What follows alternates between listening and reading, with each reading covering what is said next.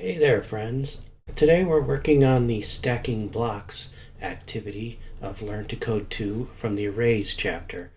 If you haven't checked out the previous Arrays videos, then go ahead and take some time to do that. We spent a lot of time on those, introducing arrays and finding out how powerful they are, especially in the last video called Iteration Exploration. So make sure you've looked at that one before coming on to this one. So this one here called stacking blocks, and stacking blocks is a activity that says place 5 stacked blocks at each corner of this puzzle, and then it says check out the code below.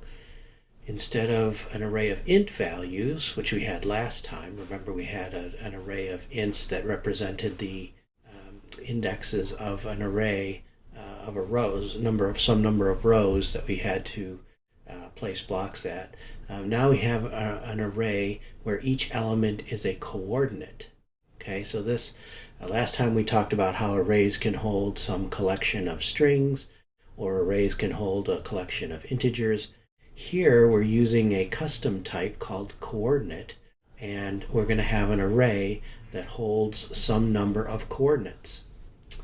So it says using the block locations array, you can iterate over each coordinate and perform an action at each location. Okay, so let's take a look at what we've got here in our puzzle. We've got a variable called block locations. If I take a look at what block locations is, it's an array. I can tell because it starts with these square brackets, and there's some elements inside these square brackets. And those elements right now are 2 instances of coordinate. So there's a coordinate here created at a column 0, row 0, and then there's another coordinate here created at column 3, row 3. Okay, so this array has 2 elements in it. They're both coordinates, and they're different coordinates. I suspect that in order to get through this puzzle, we're going to need to put coordinates, it says, at every corner. So let's take a look at the puzzle here.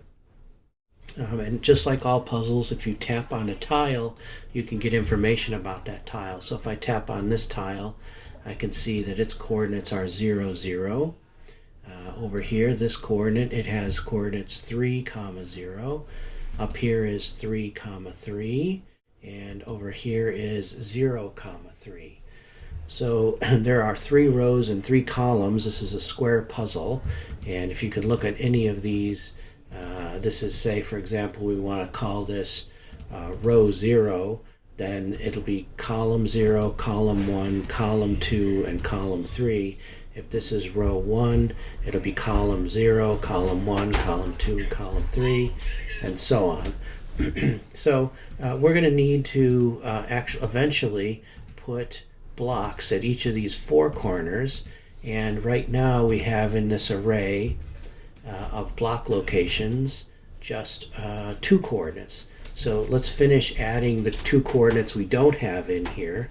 The first one would be coordinate, and we say open parenthesis, and it will say you can choose a column and a row.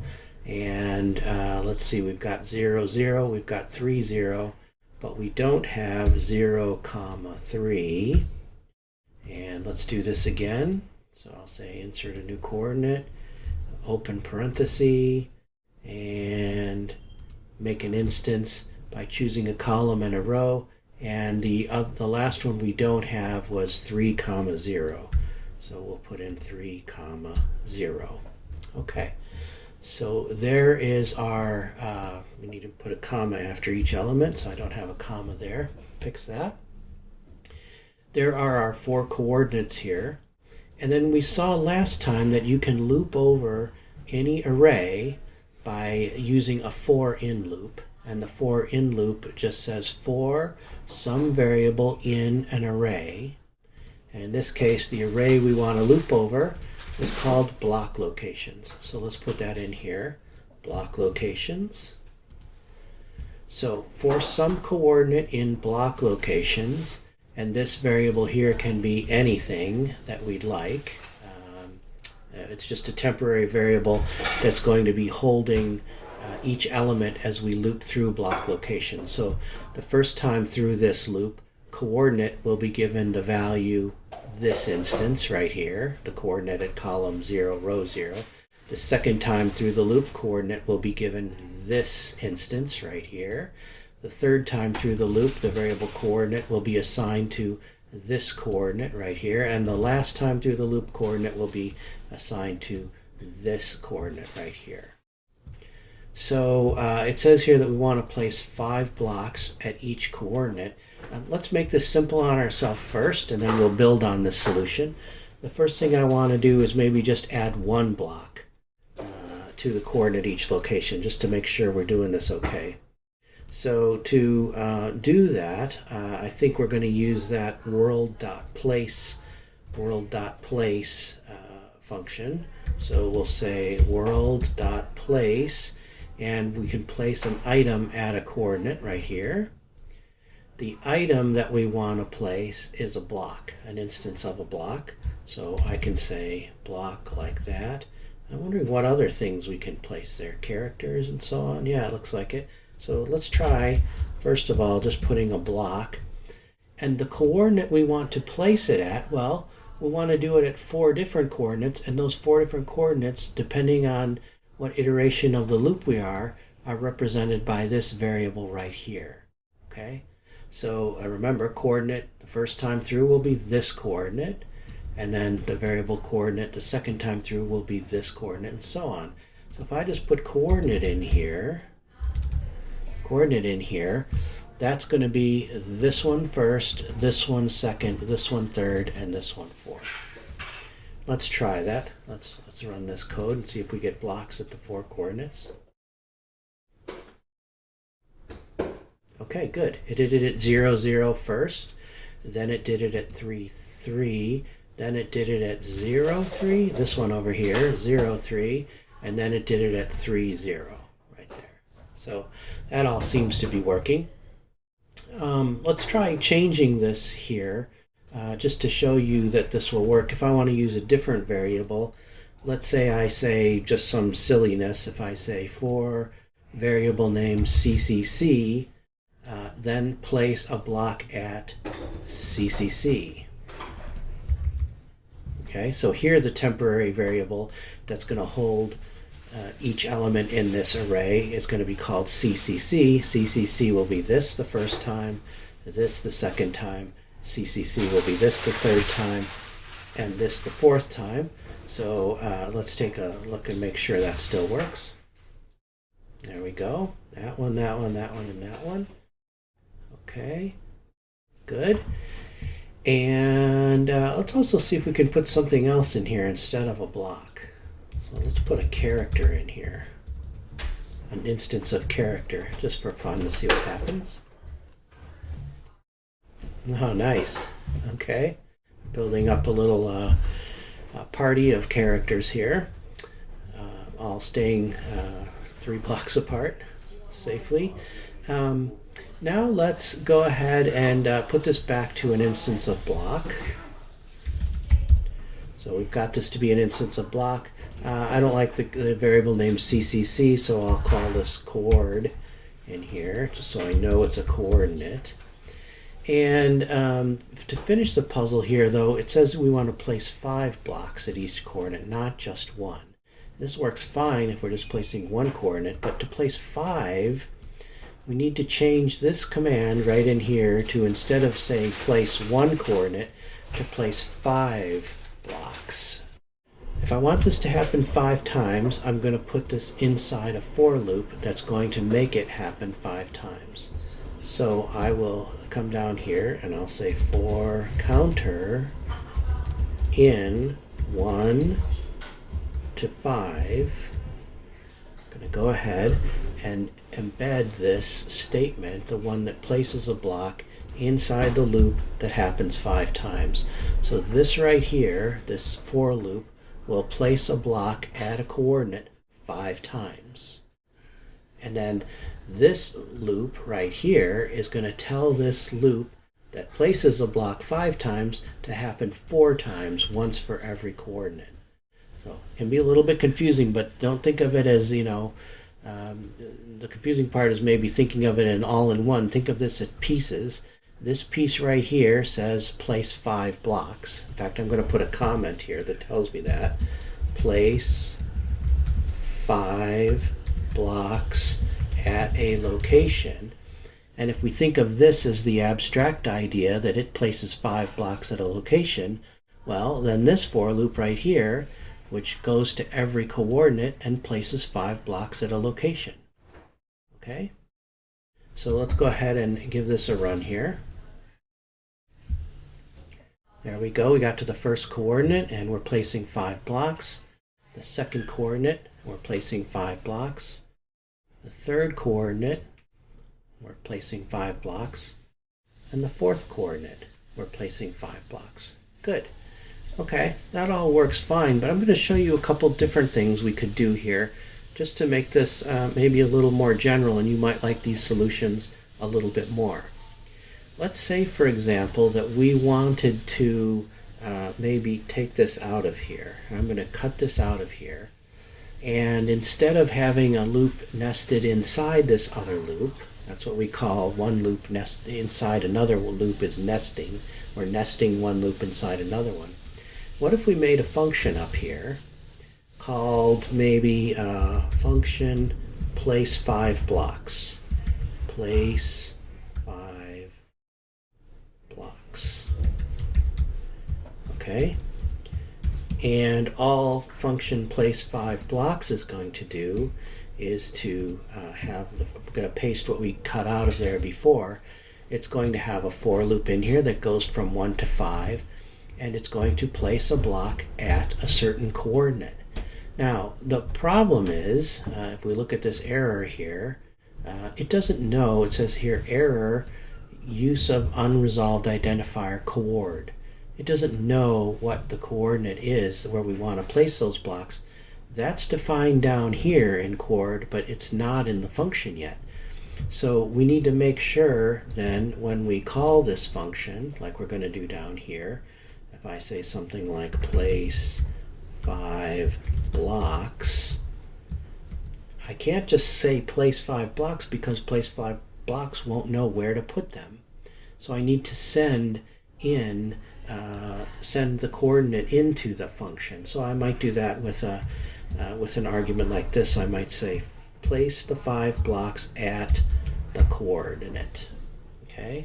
And then this function up here will also have to say, I want to have an at, something like this, an at some coordinate, and I'll call that coordinate.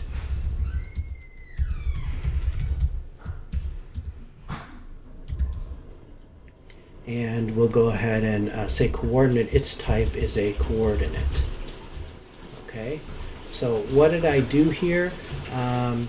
I passed in a coordinate right here into this function using this we call it an external parameter name. So here, place 5 blocks, just so it reads nice, we'll say place 5 blocks at some coordinate, and up in here then coordinate is of type coordinate. So I need to actually change this in here and say the coordinate we're passing in here is the coordinate.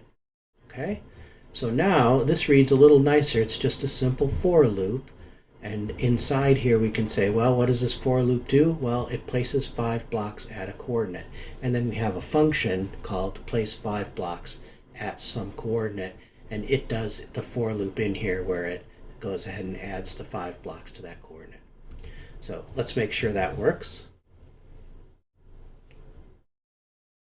Okay, 5 blocks at the first coordinate, 5 blocks at the second coordinate, 5 blocks at the third coordinate, and 5 blocks at the fourth coordinate. Good. So still good. But one thing I really don't love this specific function here. While it does the job, it's not something that I could reuse, say, somewhere else because it's very specific. It says place 5 blocks somewhere.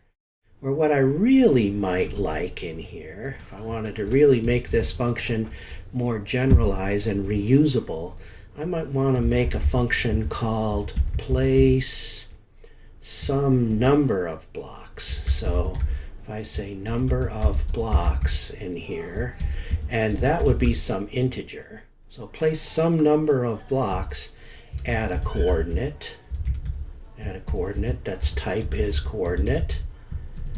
Okay, now that's a function that might be a little more useful that I might use some other time where I ever need to place any number of blocks at a certain coordinate. So to do that in here, I'm going to go ahead and copy this code right here that places 5 blocks at a coordinate.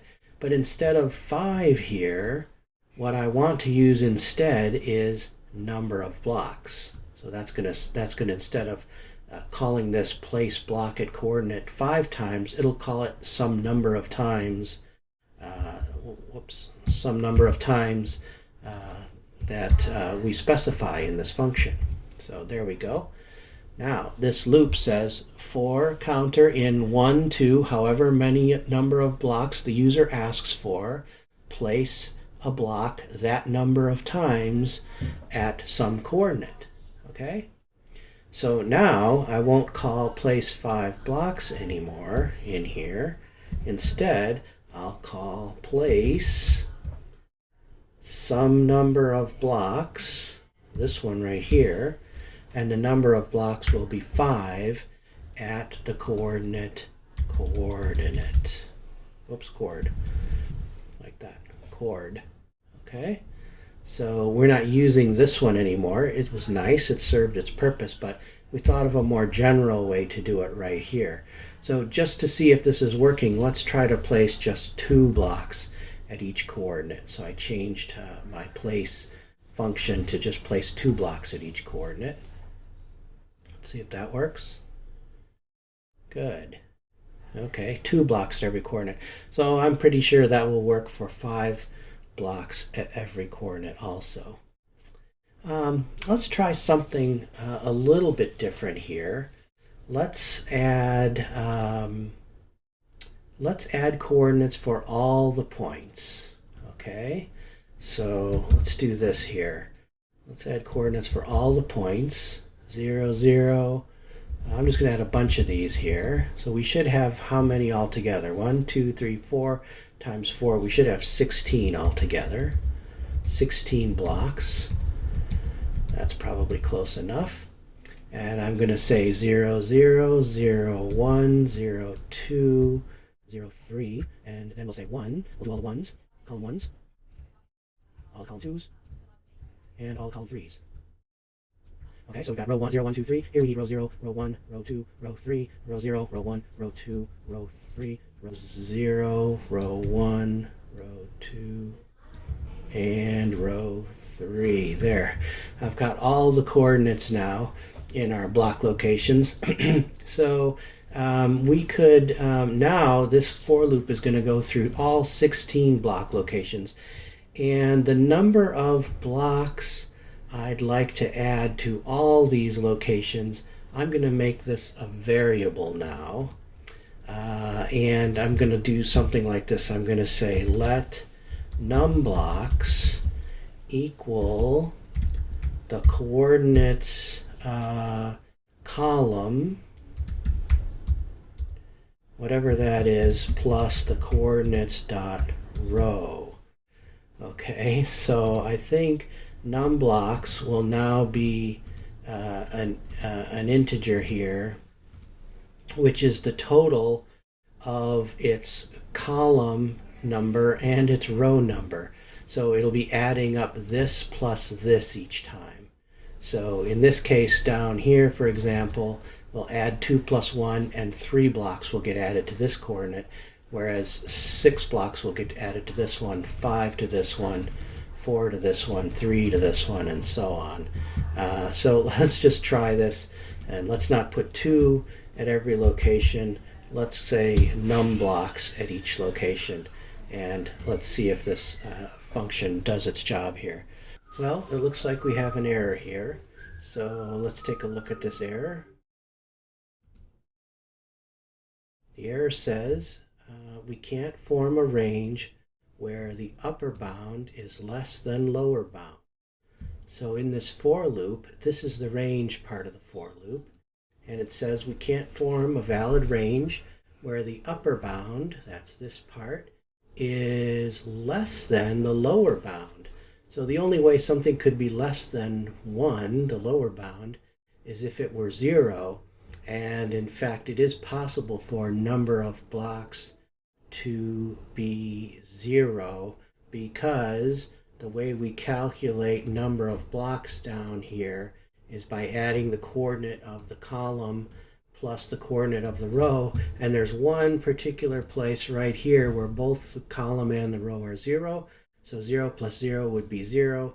And then when we pass number of blocks into this function, then number of blocks would be 0. So we can't make a valid range from 1 up to 0. So that's simple enough, actually. What we probably want to do here is, this is a holdout from when we were working on this before. Let's change this counter to go from 0 up to the number of blocks. That way, when we get to this loop and it starts at 0, it can go up to a range of 0, and that will iterate one time. 0 to 0 would happen one time, and it would place one block there. And if it were, say, 0 to 1, that would happen 2 times, and it would do 2 blocks, and so on. So it'll still work just fine here. So let's give this a try now and see if it works. Does what we want. Okay, it's doing 1 block here, 2 blocks here, where the coordinate is 0, 1. That's good. Should do 2 blocks there. Should do 3 here, where it's 1, 1 and 1, or sorry, 2 blocks there. And okay, so yeah, it's doing 1 block here, 2 here, 3 in all of these, 4 in all of these, and it should be 5 and 6 and 7.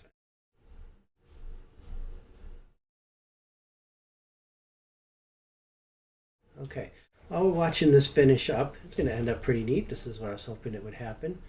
We'll take a look at this here. There we go. So pretty cool, neat effect that we made there. Remember what we did is we added the number, the coordinates, the row and the column together, and basically we're adding 1 to that by starting at 0, and then it's putting that number of blocks on each one of these spaces. So neat effect. One last thing here that I'm not too happy about. This is pretty ugly code here, right? And we did this just to get going on this, and it wasn't that difficult to type all these in, but this is not how I would like to do this. So let's go ahead and clean this up a little bit before we leave here. And one thing I'm looking at is that there are some repeating things here, like these all have a column of 0, these all have a column of 1, these all have a column of 2, these all have a column of 3. So one thing we could maybe do is make a for loop in here that loops over the number of columns and goes ahead and creates 4 for each column. Okay, so the way we would do this is, let's go ahead and sort of redo this here by saying, let's change this to be an array of blocks. Okay, so I'm going to leave this here for right now and just comment it out. We'll get rid of that code in a minute. We'll use that for reference. So let's say var block locations is going to be equal to an array of coordinates. Okay, and then we're just going to say make a new one of that. But if we do this, it will be in fact an array of coordinates, but it will be empty. Okay, then down here, let's load it up with all the things that we want. And let's do that by making a for loop here. So, and we're going to go through the columns. So for column, let's say for a col, something like that, in this sequence, and we want this to go 0, 1, 2, 3. Okay, so 0 up to and including 3. Okay, now what we would do in here is let's just copy this stuff right here and do something like, well, you could actually just make a new one of these each time. So let's just say, let's append that to our array. So block locations is the array we made right here. So let's say block locations, and a way you can add to that is use an append function. So it says append, and the new element has to be some kind of a coordinate. Well, we can make a coordinate by saying, let's make an instance of coordinate exactly like we did before. Okay, up in here where we made new coordinates.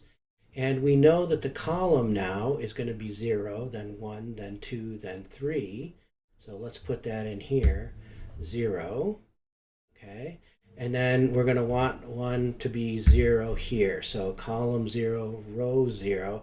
And actually, sorry, I don't want a col to be 0. I want that to be I don't want the column to be 0. I want it to be a col, which will be 0 the first time, 1, then 2, then 3. Okay, so if I do this 4 times, each with a different row, let's look and see what that will do. So this time we'll have a row of 1. This time we'll have a row of 2. This time we'll have a row of 3. Okay, so what this is doing here is this is saying, let's let a col be 0, and it's going to be 0, and then we'll make one with a row and append it, and then it will be 0 again. We'll make one with a row of 1 and we'll append it. Then a col will still be 0. We'll make one with a row of 2 and append it, and a col will be 0, and row will be 3, and we'll append that. So we just took care of this right here. Okay, then the next time through the loop, a col will be 1, and we'll go through row 0, row 1, row 2, and row 3, and that will take care of these. Then the next time through the loop, a col will be 2, and we'll go through all of these. And the last time through the loop, a col will be 3, and we'll append one with row 0, row 1, row 2, and row 3, and that will take care of all these. Okay? So even this right here is better than what we had up here. Okay, we're making our block locations. We're starting with an empty array right here. We're appending new coordinates to it, but we're doing it a little more cleverly in a for loop that goes from 0, 1, 2, and 3. Okay, now we can do even a little bit better, because this itself is just, in each case here, this is a lot of repeated code.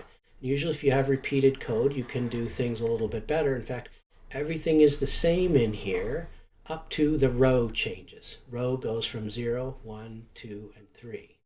So this could also be in a loop. Okay? So all I want to do is really have one of these append things in here, but I'm going to make a loop that loops through the rows 0, 1, 2, and 3. So let's do that. Let's make another for loop for a row in the sequence 0, 1, 2, and 3. Okay, and this time we just need one of these calls in here, this one, and we can get rid of the rest of these. And row will not be 0 anymore. It has to vary from 0, 1, 2, and 3. So we'll say a row, like that. Okay, let's talk about what's happening here. This for loop right here is make a set of coordinates with a given column and a series of rows. 0. Well, I'm not even going to say 0 to 3 because sometime we might want to change this. So I'll just say a series of row. That's fine there. Okay, that's what this does here. So what we're saying is, let's first time through the loop, we're saying let's try 4 different columns, starting at column 0, column 1, column 2, column 3, and each time we're at a different column, we're going to do 4 different rows, each with a value 0, 1, 2, 3, 4. Okay, this is what we call a nested for loop. There's a for loop on the outside that takes care of the 4 columns. And then inside every one of these columns, we need to go through all the rows. So graphically, if we say, this right here represents the first column right here, we're going through each of the rows. And if this is the second column, we need to go through each of the rows. If this is the third column, we need to go through each of the rows. And if this is the fourth column, we need to go through each of the rows. So that's how that's working. Okay. All right, we're going to do lots more practice with this in the coming activities. So let's clean this up now here. I'm going to go ahead and get rid of this. And the very first thing we do in this program is declare our block locations array, and it's empty. And then we can get rid of this. This is something we tried at first but don't really need anymore. Places a stack of blocks at a coordinate, and this is a set of code, a sequence of code that loads up a coordinate array with initial values. And just to be sure this works, let's go ahead and run it again.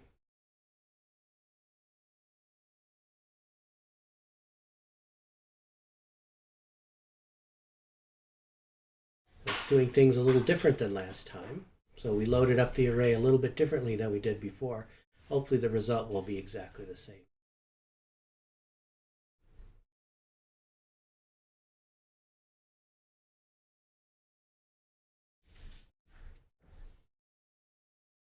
Okay, looks good.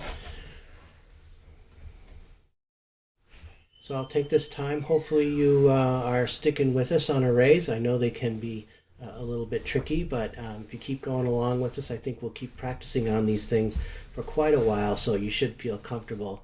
If you're not right now, you'll start to be more comfortable with these arrays real soon.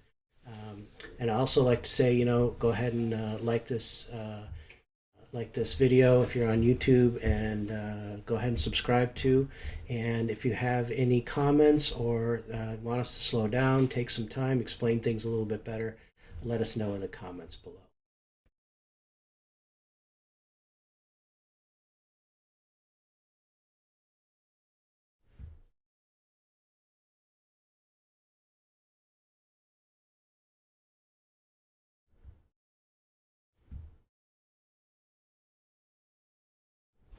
That's it for this time.